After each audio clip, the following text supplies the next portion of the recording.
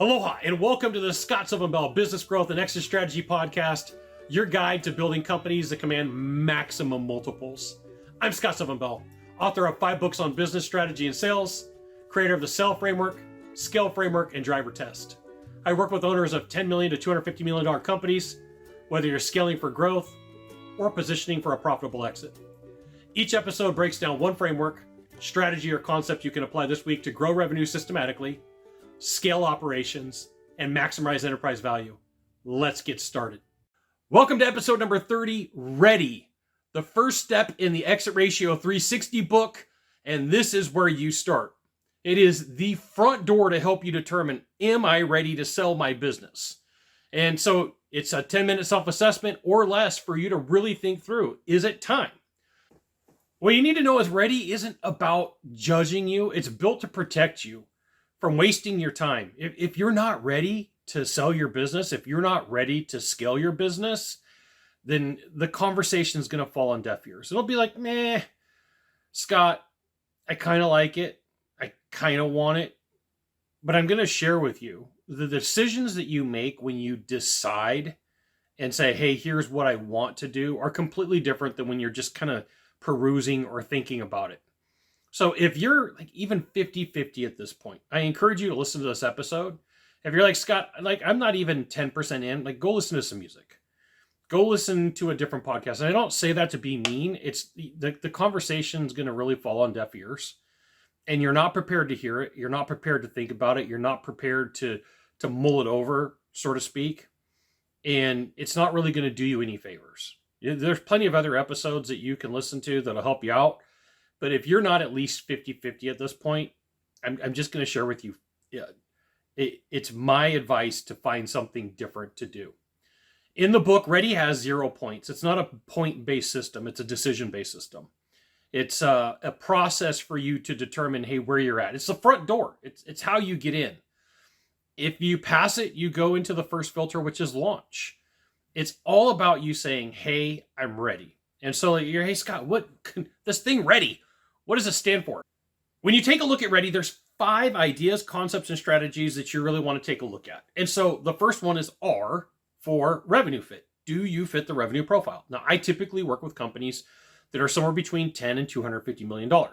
This one is really easy. Did you do 10 million in revenue last year? Like, yeah, Scott, we did. Did you do below 250 million? Yeah, we did. Okay. Now, if you came to me and said, Scott, we're at 8.5, let's have a conversation. If you're like, Scott, hey, we're at 1, I can't help you. That's outside of the scope of what I do. There's plenty of other people who do that. And I just got to say, it's not me. Number 2, equity control. Who owns the business? Who makes the decision? Who pulls the triggers? Right? And sometimes it's a group of people. Sometimes it's a significant other. And sometimes it's a solo person. But if it's a board of directors, like I don't, it's not the thing that I play in. But like this is a good idea for you to take a look at anyway. Number 3, A, appetite for truth. Can you hear what's broken? Can you hear the conversations about this person may be a wrong fit for your organization, or there's some areas of concern, or this product line may be something you want to scrutinize? Are you open to hearing there may be a different way to do this? I'm not saying you have to, but at least have the conversation and say, hey, are you open? 4 is for D, driver. Why now? Why today? Now, for me, I'm going to share with you having these conversations with entrepreneurs, offer owners, practitioners, and entrepreneurs, it comes down to this. There's typically an event that triggers the thought of retirement or selling a business. The first one is going to be birthdays. Now, around 40-ish, if you've had your business for 20 years, most people will start going, I've 20 years, 2 decades. And then you start compounding with birthdays. I turned 40. I turned 45 and 50 are 2 of the most common numbers that I hear when people start talking about retirement, because they start thinking I'm on the different threshold of my life. Now, me personally, I am literally 30 days away from turning 50. And the way that I've been thinking about life, activities, and things that I want to do and directions that I want to go have significantly changed for me over the last year. And the more that I think about, I'm on the backside of my life, I'm on the back 50, so to speak. It really changes. Okay, what projects do I want to work on? What am I trying to achieve? What lasting effect do I want to leave on society? And so the reason that I bring up driver is there's something that triggers this in you. Something triggered you to listen to this conversation. I don't mean trigger in a bad way, but something got you to go, maybe it's time for me to have this conversation. Next is you see friends, family, and relatives retiring. You know, it's really easy to have friends that are 10 to 15 years older than you, and sometimes neighbors that you hang out with and associate with. And you get the, hey, Bob and Mary are having a party because Bob's retiring. And then you start thinking, you know, I'm on that threshold of 50, or I just passed 50, or I'm hitting 55, and where do I want to go and what do I want to do? You know, at some point I got to start worrying about, do I have health concerns? Have I done enough? And then last on this list is the year horizon. Do you have 5 years, 4 years, 3 years, 2 years to prepare? Right? So in the world of acquisitions and mergers and acquisitions, one of the things that you're going to hear is you need at least 2 years to prepare. I totally believe that. I totally believe that. Now, I'm going to give you a little bit different view based upon what I know. I prefer to have a 5, 4, 3, 2 year conversation for this reason. You can absolutely prepare your business to be sold or prepare to grow massively in 2 years. But there's also different times in the buying process, and it's going to depend upon the market, and it's going to depend upon interest rates. So there are times where interest rates are high, so multiples are low. There are times where interest rates are low, so multiples are high. And so sometimes it comes down to taxes, your business taxes and your personal taxes. And the way that I see it is, if you have optionality, you have way more advantage. But if you're like, hey, Scott, I have to sell in, 2 years exactly, you're limiting your options. But if you say, hey, listen, I'm going to prepare for the next 2 years and I'm going to exit on my terms and I'm after the maximum multiple, I find that's a far better way to be, because you're a little bit more flexible. And by being there, you have more give too if you make a mistake. So I have seen, my name's Scott, I've seen firsthand where business owners make a mistake on their way to the exit, and they get like a 6-month or a 12-month delay or an 18-month delay. Well, if by chance that happens, then you're prepared and you have time to your advantage, and you absolutely want time to your advantage. You spent years building your business, decades even. Why not give yourself the absolute best opportunity to walk away with the biggest pile of cash that you can? Right? I call it the barefoot retirement, because for me, I never want to have to wear shoes again. I never want to be cold. So if you're like, hey, Scott, tell me your retirement dream. I don't necessarily believe that I ever would retire. I like working. I like being active. But if I move somewhere, it's going to be somewhere that there's a beach and I don't have to wear shoes. Now, your version isn't going to be my version. I'm just going to tell you that. But if your version is my version, then we're speaking the same language. I don't like to be cold. I don't like to wear shoes. Like, as I'm filming this episode right now, recording this episode, I don't have shoes on. Like, I just don't, because I feel more comfortable that way. And you're like, hey, Scott, what does this got to do with me and my retirement, and do with me exiting my business? Listen, I want you to live life on your terms. And when you get the maximum multiple, you can make those decisions. It's the difference between you owning a beach house and going to the beach for a vacation. Right? That's what the maximum multiple should look like for you. Hey, honey, I think we're going to buy a house on the beach when I retire. Fantastic. Versus, hey, honey, we got some money for retirement. We can probably go stay 3 months at the beach. My goal for anybody is like, let's see if it's possible for you to buy the house on the beach. That sounds, if that's what you want, right? House on the beach could translate into a ski lodge. Me personally, I don't like to be cold, so that's not the route that I would take. The question is was there a pass or fail for you? Where did you fall in this? Do you have a revenue fit? Do you have equity control? Do you have an appetite for hearing the truth? Do you have a driver of why now? And do you have a time horizon? It's a pretty easy threshold.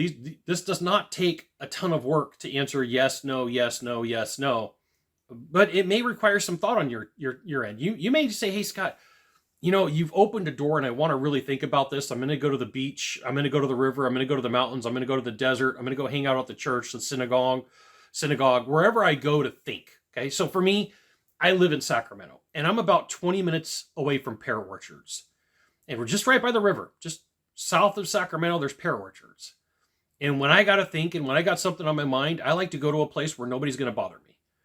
And there is a part of the levee that's out there, and I sit there and I turn on classical music or I turn on opera. I highly encourage you to find your version of that. Your version isn't going to be my version. If it is my version, that's cool. There's nothing against it. In message from your sponsor, Scott Sylvan Bell, that's me. If you're getting value from this episode, here's how to go deeper. First, subscribe to my weekly newsletter, The Party, at scottsylvanbell.com. That's where I share the strategies, frameworks, and case studies I don't release anywhere else. You'll get one actionable insight every week you can implement inside your business immediately. Second, while you're on the site, download the complete Cell Framework, Scale Framework, and Drivers Test, all free with scoring guides, worksheets, and step-by-step implementation checklist. These are the same frameworks I use with $10 million to $250 million companies to build systematic revenue, scale operations, and maximize enterprise value. Go to scottsylvanbell.com right now, subscribe to the newsletter, grab the frameworks, and let's keep building companies that command maximum multiples. Let's get going. I want to give you an update on some common failure modes that I see. There's the owner who wants to be ready. They talk about being ready, but they haven't necessarily made that decision. They haven't pulled the trigger in their mind like, hey, here's what we're going to do. So they won't set a timeline. And I'm going to share with you, at some point, there's going to be an event in your life that triggers that timeline. And it's an event like somebody retiring, it's a birthday, or a friend or relative passes, or a big event happens in society. There's only so many things that are going to trigger. You're going to be somewhere. You're going to be at the mall. You're going to be at the house. And then a thought's going to cross your mind. You're like, I don't think I really want to do this for the rest of my life. I think at some point I want to get out. Like at that, when you make that decision and you're like, hey, it's time to explore. Okay, great. You've made the decision. But if there's no commitment, there's not going to be any action. You want to make a decision to prepare to sell and look at your business through a different lens. There's a thing in neuro-linguistic programming called the reticular activating system. And it's the reason why when you go to buy a car that you find the red car that you really like and like you've never seen that car out before. And then all of a sudden now you see it all over the place. That's the reticular activating system at work, the RAS, as people in neuro-linguistic programming call it. Right? The RAS is going to be the thing that gets you triggered. And I don't mean that in a bad way. It's going to be the thing that causes you to say, hey, here's what I want to take a look at. I want to take a look at selling my business. All right. I want to at least have the optionality that when it comes down to it, if somebody comes in and makes me a ridiculous offer, that I'm good to go. I can honestly say within 6 months, I can sell the business and go get the beach retirement that I want, or the mountain retirement, you pick. Ready really qualifies the conversation for you. Are you a good fit? The next step in the book and in the framework is launch. But this is the warm-up. If you don't pass ready, then at the end of the day, you're not ready. That's why it's named Ready. That's why it's such a cool name. So for you, the real question right now is, are you ready? Have you gone through, have you thought about the revenue fit, which is also going to determine how much money you're going to make on your exit. The equity control. Like, do you have the ability to say yes or no to this? Do you have the appetite for somebody having tough conversations with you? So one of the things that happens sometimes for entrepreneurs, offer owners, practitioners is they've been the ones that have been in control for so long. They're used to the one calling the shots. Sure, they might have some advisors, but sometimes the advisors around them are afraid to have tough conversations. Sometimes the people around them don't say what needs to be said. Right? They're like, hey, I'm worried that if I tell you what's going on, you're going to stop paying me. The promise that I'll make to you is I'll tell you whether I know, whether I don't know, or what the direction is that I think that is the best opportunity. But ultimately, at the end of the day, that's got to be up to you. And then year horizon. How much time do you have? 5 years, 4 years, 3 years, 2 years? It's sad. I have people call me at 6 months and say, hey, Scott, I want to exit. I'm like, we should have had this conversation started at least 2 years ago. We needed to have this conversation 2 years ago. 6 months, you'll get some money, but you're not going to get all the money that you should unless you're extremely prepared. Unless you've had some foresight, you've had a really good ops manager, you've had a really good team, you've got documentation in place. Like sometimes when people call me at 6 months, they're like, hey, here's what I'm hoping for. I'm like, you're not going to be able to take this company to the market like you think that you are. But selling a company is not like selling a car or selling a house, right? You can prep a house for selling a month. You can prep a car for selling a weekend. Selling a business isn't like that. Like, you're talking about somebody who's going to have to come up with, or a fund that's going to have to come up with a couple of million to 10 millions of dollars. Is it out there? Yeah, it is. Is there scrutiny on money? Yeah, there is. And so in money raising, we have this thing called the last mile. So typically the first 80 to 90% is the easiest to raise. And even funds, even private equity works the way they raise money. And so if they don't have the money to underwrite the deal, then they're going to go to a bank, they're going to go to somebody and say, we need some money. And the 80 or 90% of the beginning is the easiest. It's always the last 10 where people fall out, where the deal falls apart. One of the big deals that I worked on was a winery a couple of years ago, and was able to find a good chunk of money, tens of millions of dollars. Found it really easily. The last part was the tough part. And so investors, the way that they look at it, they'll say, hey, we'll put 80% of the money in, but you got to come up with 20 of it to show that you got skin in the game. And so if you're working with a private group, you're working with investors, this is how money works. This is how it goes down. And not every time. I'm just giving you one of many examples. For you, the question comes down to, what's your driver? What's your why? If you have one, you don't have to tell me. You can talk it out loud, but what's your driver? If it's vague, it's not a driver. If it's like, I'm thinking, I'm considering, you may not be exactly ready. This is something that you really want to sit down and have a conversation with your significant other about, or, with somebody, or go sit by the river, sit by the ocean, sit in the mountains, sit in the desert, whatever you happen to do. A owner with a good business and a weak driver is going to end up with delays, misses, and that window of opportunity is going to get passed. This is why I'm saying, if you're not ready, and I mean that from the chapter of the book, if you're not ready, then it doesn't make any sense for you to continue, because what's going to happen is you are not prepared.